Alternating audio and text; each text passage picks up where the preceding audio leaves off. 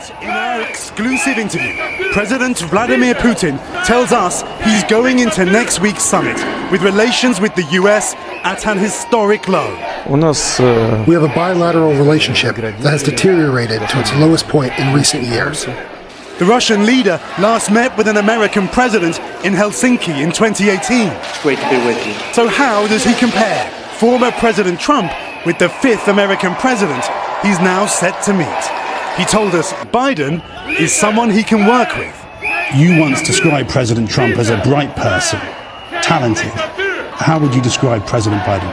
Well, even now, I believe that former U.S. President, Mr. Trump, is an extraordinary individual, talented individual. Otherwise, he would not have become U.S. President. He's a colorful individual. You may like him or not. But he didn't come from the U.S. establishment. He had not been part of big-time politics before. And some like it, some don't like it. But that is a fact. President Biden, of course, is radically different from Trump because President Biden is a career man.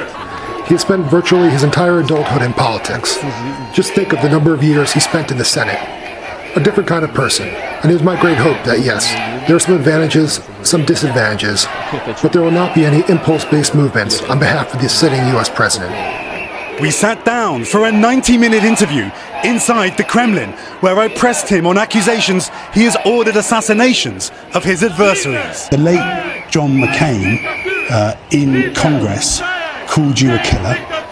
When President Trump was told that you are a killer, he didn't deny it. When President Biden was asked whether he believes you are a killer, he said, I do. Mr. President, are you a killer? Over my tenure, I've gotten used to attacks from all kinds of angles and from all kinds of areas under all kinds of pretext and reasons, and of different caliber and fierceness, and none of it surprises me. So as far as harsh rhetoric, I think that this is an expression of overall U.S. culture. Of course, in Hollywood, there are some underlying deep things in Hollywood, macho, which can be treated as cinematic art, but that is part of U.S. political culture where it's considered normal. By the way, not here. It is not considered normal here. I don't think I heard you answer the question, the direct question, Mr. President. I did answer. I'll add if you let me. I've heard dozens of such accusations, especially during the period of some grave events during our counterterrorism efforts in North Caucasus. And when that happens, I'm always guided by the interests of the Russian people and Russian state. And sentiments in terms of who calls somebody whom, what kind of labels, this is not something I worry about in the least. Let me give you some names. Anna Politkovskaya, shot dead. Alexander Litvinenko, poisoned by polonium. Sergei Magnitsky, allegedly beaten and died in prison. Boris Nemtsov, shot moments from the Kremlin, moments from here. Mikhail Lesin died of blunt trauma in Washington, D.C. And all of these are coincidence, Mr. President.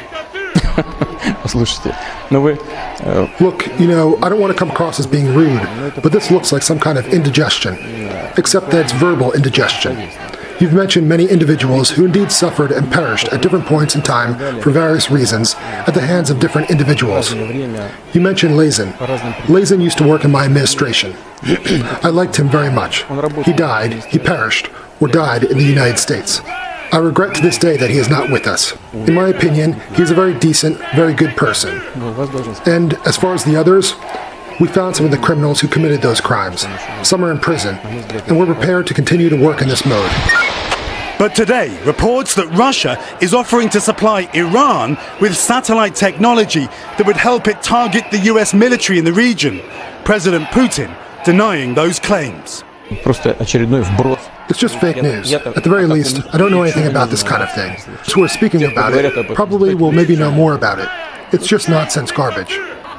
A really remarkable interview, Keir. What did he have to say about the cyber attacks that President Biden is sure to bring up in their meeting? Well, Lester, President Putin denied any knowledge of hacking and called on President Biden to reach an agreement with Russia on cyberspace. Lester? Keir Simmons in Moscow tonight. Thanks. And you can watch much more of Keir's exclusive interview with Vladimir Putin Monday morning on Today.